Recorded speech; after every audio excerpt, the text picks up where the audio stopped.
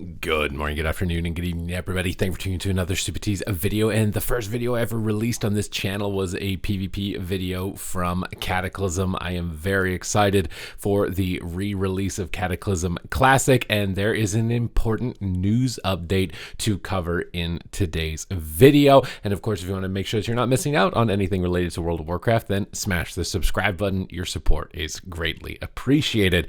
Now, the pre-patch, it went a little bit haywire. Things were all over the place. Spells were located in the profession tab. People were just disconnecting for no reason. A lot of stuff went missing. It was kind of a mess, but it seems like for the most part that they have been cleaning up all of the loose ends in that regard, and the gameplay has gotten a lot better since basically all of the abilities are actually working much more closely to the way that they should be. So I'm a lot more happy with that than my initial experience, but obviously there may need to be some changes made to the core game given how much different the modern audience is going to play it. Now, the actual conclusion of the pre-patch is going to be on Monday, May 20th at 3 p.m. PDT. World bosses are going to be available on the weekly reset on the week of June 4th, and they will begin to appear alongside the Baradin Hold raid and its first boss, Argalos. So there's a little bit of a time between May 20th, obviously, and June 4th in order to level up your character or characters that you're looking to work towards those. Poseidus, who drops a mount, world bosses will be dropping item level 346 pieces with unique gear alongside a recipe. Now, I do remember Baradin Hold. I believe this is the one in Tol Barad, right? With kind of the world PvP zone. That being a pretty important raid in terms of keeping up with your gear when it comes to PvP or just getting extra loot drops in general. So these are going to be very important. It looks like Zul'Gurub and Zulaman will also be unlocked very early on. They're going to be dropping 359 item level unique gear. Your Chaos Orbs are going to be bind on pickup, although they have been bind on equip throughout the beta. This was just for beta testing. They're actually going to be going back to the original slate of being bind on pickup. Heroic raids are going to be immediately accessible. Previously, you had to complete normal difficulty in the original Cataclysm in order to get to heroic, but that's not going to be the case. So people may just try and speed run straight into heroic. That should be interesting to see, because I remember one of the main reasons people had complaints about Cataclysm was that it was kind of too hard on the initial rip. So I'm imagining the content's going to be easier. It's probably going to be post nerfs rather than pre-nerfs. And finally, we're getting into the PvP section of this, which I think is a really big deal because I've had a ton of concern for this. Are they going to have the right pacing of gear? Because the patch cycle and cadence is way faster than the actual original one. How are they going to make gearing up characters? Because for me personally, I'd really like just getting gear to be really quick and easy. I think one of the main pain points for Wrath of the Lich King Arena was that even at the end of Season 8, you couldn't even get full gear really on a character if you started late. It was just absolutely impossible to catch up. It really diminished down the participation of any sort of competitive PvP brackets as a result.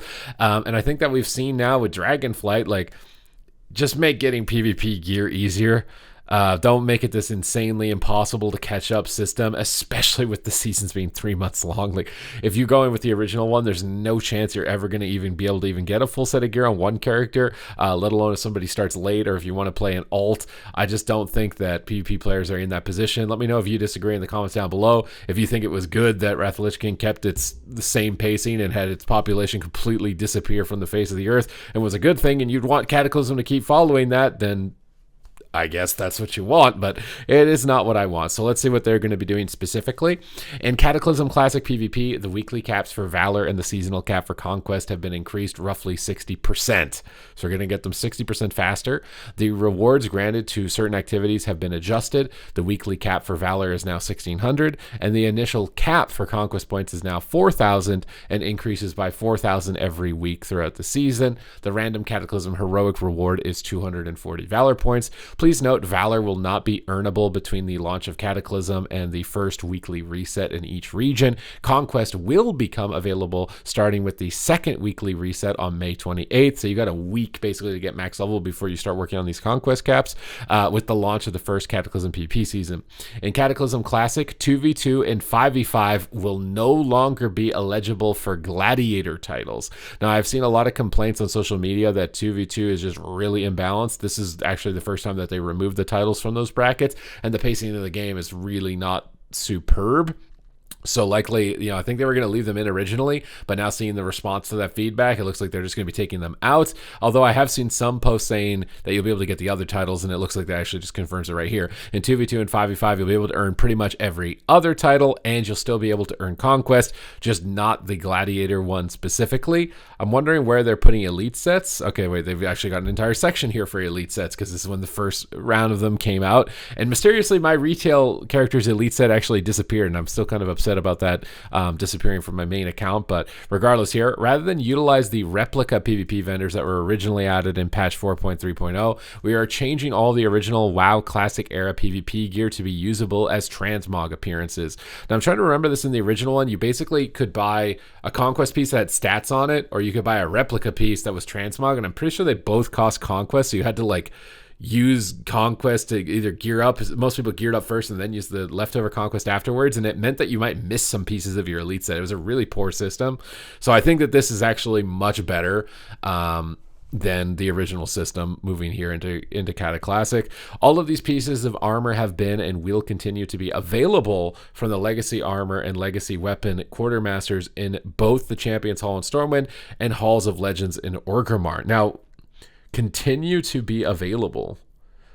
Does that mean that you can retroactively buy the elite sets? Is this them like trialing that? Because on retail, you can't retroactively get any elite sets at all. As soon as the season is over, that elite set is gone basically into some magical vault and no other characters can get it again. This one is kind of making me think like you're going to be able to get them a little, like, what is it? All pieces of armor have been and will continue to be available from the Legacy Armor. So are these things... This is really strange to me here. So the gear will just be usable as transmogs, but the elite gear is different than the non-elite gear. So I am very confused by this one. Let me know if I'm being dumb, because sometimes I'm just dumb, in the comments down below. But I do remember the elite gear being distinctly different, although I don't remember the stats being better or worse, or what expansion. I think maybe I remember in WoD there was definitely cosmetic elite gear that was different from the baseline gear. And I thought that was the same system in Cata, but maybe I'm wrong. Maybe the elite gear is actually just better stats as well. But the fact that it's going to continue to be there makes me think you can retroactively get it. And that this is likely maybe an experiment, if that's the case, to see if that people like that system more.